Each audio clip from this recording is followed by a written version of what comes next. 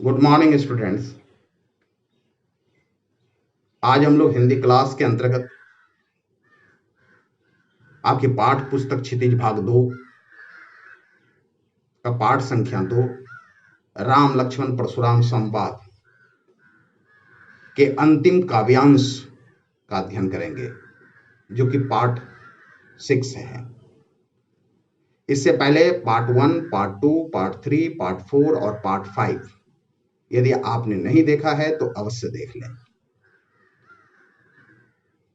राम लक्ष्मण परशुराम संवाद, कवि का नाम क्या है? तुलसीदास। यह अंश कहां से लिया गया है? तो तुलसीदास द्वारा रचित रामचरितमानस के बालकांड से लिया गया है। इसकी भाषा क्या है? इसकी भाषा अवधी है। किस छंद का प्रयोग किया गया है? तो चौपाई और दोहा छंद का प्रयोग किया गया है। इतना तो हमेशा आप याद रखें। अंतिम छंद को हम लोग देखते हैं। कहेयूं लखन मुनि सीलु तुम्हारा, को नहीं जान विदित संसारा, से लेकर लखन उत्तर आहुति सरिस, भृगुवर कोपु कृशानु, बढ़त देखि जल सम, वचन बोले रघुकुल भानु। यहां तक के अंश को आज हम लोग देखेंगे। सबसे पहले इसके भावार्थ को देखते हैं, क्योंकि भावार्थ यदि हम समझ लें तो इस काव्यांश के आधार पर जो भी प्रश्न पूछा जाए सीबीएसई के टर्म 1 बोर्ड एग्जाम में, हम सभी प्रश्नों का उत्तर सरलता से दे सकते हैं। प्रस्तुत काव्यांश में तुलसीदास लिखते हैं कि लक्ष्मण ने कहा कि हे मुनि, आपके पराक्रम के बारे में कौन नहीं जानता। आपने अपने माता पिता के ऋण को तो माता की हत्या करके चुकाया था, और अब आप अपने गुरु के ऋण की बात कर रहे हैं। इतने दिनों से गुरु का ऋण और उसका जो ब्याज बढ़ा है, वो भी आप मेरे ही माथे डालना चाहते हैं। इससे तो बेहतर होगा कि आप कोई व्यवहारिक बात करें, तो मैं थैली खोलकर आपकी मूलधन और ब्याज दोनों की पूर्ति कर दूंगा। लक्ष्मण के ऐसे कठोर वचन को सुनकर परशुराम कुल्हाड़ी उठाकर लक्ष्मण की तरफ आक्रमण की मुद्रा में दौड़े। उन्हें ऐसा करता देखकर स्वयंवर हेतु उपस्थित राजसभा के लोग हाय हाय करने लगे। इस पर लक्ष्मण ने कहा कि आप तो बिना वजह ही मुझे फरसा दिखा रहे हैं। मैं तो आपको ब्राह्मण समझकर छोड़ रहा हूं। लगता है कि आज तक आपका पाला किसी सच्चे योद्धा से नहीं हुआ है।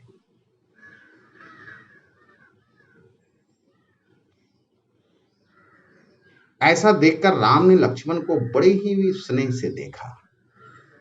कैसा देखकर कि परशुराम जी अपना कुल्हाड़ी उठाकर आक्रमण के लिए लक्ष्मण की तरफ दौड़ रहे हैं। पूरी सभा हाय हाय कर रही है। लक्ष्मण उस पर भी अपने व्यंग का बाण छोड़े जा रहे हैं। तो इस दृश्य को देखकर राम ने लक्ष्मण को बड़े ही स्नेह से देखा और अपने भाई को शांत होने का इशारा भी किया। जब राम ने देखा कि लक्ष्मण के व्यंग से परशुराम का गुस्सा अत्यधिक बढ़ चुका था, तो उन्होंने उस आग को शांत करने के लिए जल जैसी ठंडी वाणी, किसके समान? जल के समान ठंडी वाणी वो बोले। यह आपका भावार्थ है। इसके आधार पे हम लोग वस्तुनिष्ठ प्रश्न को देखते हैं। आप 2 सेकंड प्रश्न पढ़ने के बाद 2 सेकंड से ज्यादा नहीं लगेगा आपको इसका उत्तर देने में, यदि आप क्लास को ठीक से सुनते हैं। आप 2 सेकंड काफी है। देखिए, प्रस्तुत काव्य में किस भाषा का प्रयोग हुआ है। ऑप्शन पहला है ब्रज भाषा का, दूसरा है खड़ी बोली हिंदी का, तीसरा है भोजपुरी का, चौथा है अवधि का। आप आंसर दे चुके होंगे। किस भाषा का है? तो ऑप्शन नंबर 4 अवधि का। लक्ष्मण को किसने बड़े स्नेह से देखा और शांत रहने का इशारा किया? किसने बड़े स्नेह से देखा, किसने उसे शांत रहने का इशारा किया? ऑप्शन पहला है राम ने, दूसरा है विश्वामित्र ने, तीसरा है परशुराम ने, चौथा है कोई नहीं। क्या होगा आंसर? बिल्कुल आप सही समझ रहे हैं। ऑप्शन नंबर पहला राम ने। किसके कहने पर परशुराम ने अपनी माता का वध कर दिया था? किसके कहने पे? ऑप्शन नंबर पहला है पड़ोसी के, दूसरा है पिता के, तीसरा है गुरु के, चौथा है भाई के। क्या होगा इसका आंसर? क्या होगा इसका आंसर? बिल्कुल सही। क्या होगा? तो ऑप्शन नंबर 2 पिता के। परशुराम के सिर पर किसका ऋण बचा हुआ था? अभी मैंने बताया किसका ऋण बचा हुआ था। तो पहला है पड़ोसी के, दूसरा है पिता के, तीसरा है गुरु के, चौथा है भाई के। किसका ऋण बचा हुआ था? तो ऑप्शन नंबर 3 गुरु के। लखन उत्तर आहुति सरिस भृगुवर कोप कृशानु बढ़त देख सम जल सम वचन बोले रघुकुल भानु। कौन सा अलंकार है इसमें? पहला है पुनरुक्ति प्रकाश अलंकार, दूसरा है उपमा अलंकार, तीसरा है अनुप्रास अलंकार, चौथा है उपमा और अनुप्रास अलंकार दोनों। अब देखिए इसमें क्या होगा। अनुप्रास अलंकार को ढूंढिए कहां पे है। तो देखिए अनुप्रास अलंकार ऊपर ही दिखाई दे रहा है, अंत में 2 पद में, कोप कृशानु में क की आवृत्ति हुआ है। और नीचे वाले पद में देखिए, नीचे वाले पद में क्या है? बढ़त दे कि जल सम वचन बोले रघुकुल भानु। तो राम के जो वचन है उसकी तुलना किसके साथ की गई है? कि जल के समान शीतलता के साथ।